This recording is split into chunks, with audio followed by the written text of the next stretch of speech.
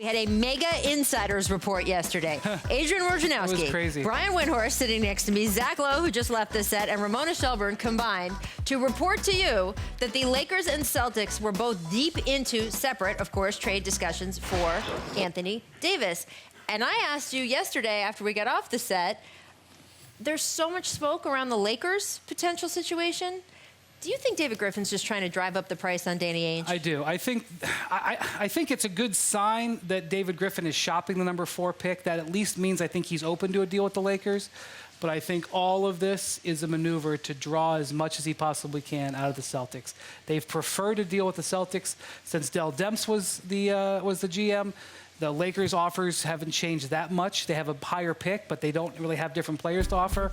If he wanted to make the Lakers deal and he really wanted the draft pick, he would have already made the Lakers deal. So maybe, the Celtics have shown great restraint the last 2 summers. They did not trade for Paul George when they could have. They did not trade for Kawhi Leonard when they could have. Will they go with all their assets in and run the risk of him leaving after a year like with those 2 guys? We'll have to see. I don't know. I mean, if you are the Celtics, do you acquire Anthony Davis, and do you think that that means that Kyrie would stay? I will acquire Anthony Davis if I have a verbal commitment from Kyrie that we can sign him. Other than that, I will not make that deal. His agent already has come out and said that they are going into free agency. 1 year. Yep. I don't want to give up all my assets to rent a guy who is going to go in free agency and have the possibility of leaving my franchise, and then I'm left with nothing. So I have to have a commitment that Kyrie Irving is going to be on my roster. And if I'm David Griffin, I mean, I have Anthony Davis in uniform. Right. And I won't be, quick to give him away. I will have him in uniform come the start of the season, playing with, Zion and those guys, it's Julius Randle. And I could trade him at trade deadline. See, I would love for him, because if you're a player, I know he wants out, but he's not going to go. If he's in New Orleans uniform, he's going to go and play and get his Let's just translate what is really happening here. The Celtics are saying, I have an offer for you, but I'm only going to offer you this because I think Anthony Davis might leave. Correct. And Griff is saying, I don't want that. I want this.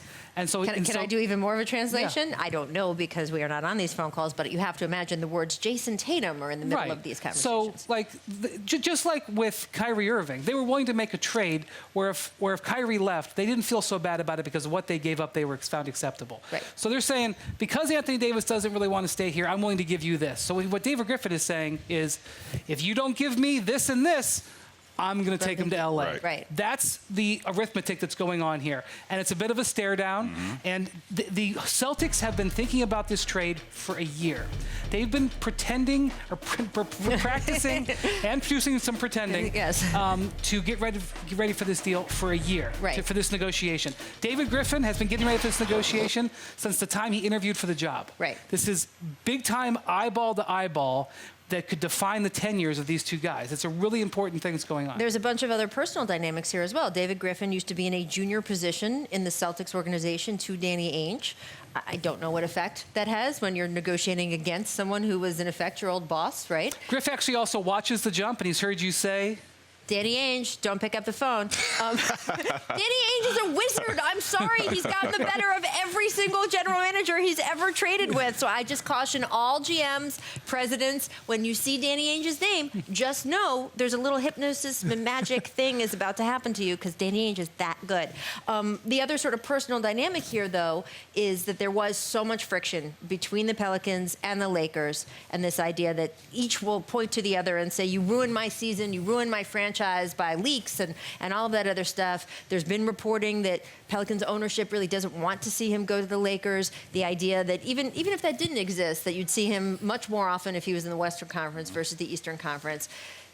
Griff is pretty cold-blooded. If the best deal is with the Lakers, I would think his instinct would be to just make the best deal. And I also but how much does ownership, do you think, ownership has to approve the trade. Turn it into, we just want him in Boston? I think the best thing that the Lakers fans can take out of this is that they are talking, because they really didn't even negotiate in February. They are talking now. That's Boston and New Orleans.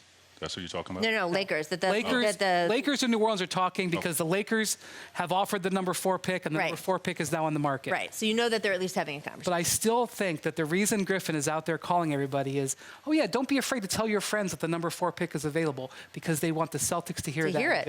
And say, oh, they're close to a deal with LA. We better get it there. Right. Here you go. Exactly. Jayson Tatum, you might not have to argue with Boston fans that much longer, that sort of thing. But we'll see. Who knows? I think this is fascinating. This is not a negotiation that we can predict ahead of time how it's going to go. We haven't heard about the New York Knicks lately, but they could always decide that they're going to jump into this, back into this again. There are so many things that could go on here. This is going to be a really, really interesting few days.